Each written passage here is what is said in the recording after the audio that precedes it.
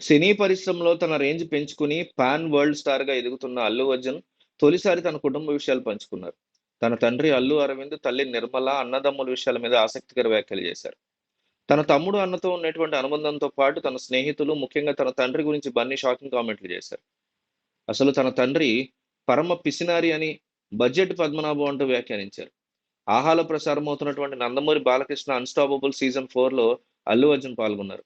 'పుష్ప 2' విడుదల సందర్భంగా బన్నీతో బాలకృష్ణ ఇంటర్వ్యూ చేశారు. ఇతరులతో కన్నా అల్లు అర్జున్‌తోనే సాగినటువంటి ఎపిసోడ్‌కి భారీగా ప్రేక్షకుల నుంచి స్పందన లభిస్తోంది.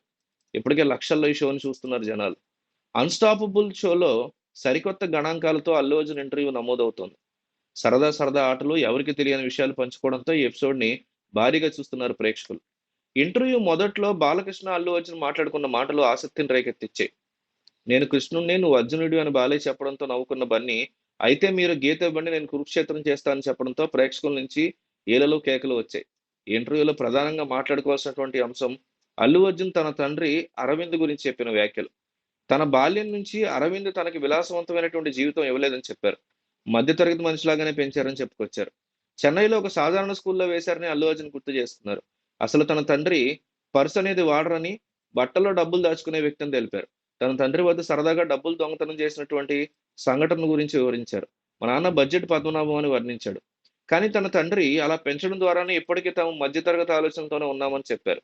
18 ఏళ్ళు దాటితేనే కారు కొనిస్తానని చెప్పినటువంటి అల్లు అరవింద్ తర్వాత డొక్కు కారు కొనిచ్చారని బన్నీ తెలిపారు. ఆ కారు నడపడం కన్నా తోయడం ఎక్కువగా ఉండేదని తెలపడంతో బాలకృష్ణతో పాటు అల్లు అర్జున్ పగలబడి నవ్వుకున్నాడు. ఇదే క్రమంలో అల్లు అర్జున్ తన తల్లి నిర్మల కూడా షోకి రావడం ప్రత్యేక ఆకర్షణగా నిలుస్తోంది. మరో ఎపిసోడ్ అల్లు అర్జున్ పిల్లలు కూడా రావడంతో ఈ షో మరింత హైలైట్‌గా నిలిచేటువంటి అవకాశం కనిపిస్తోంది.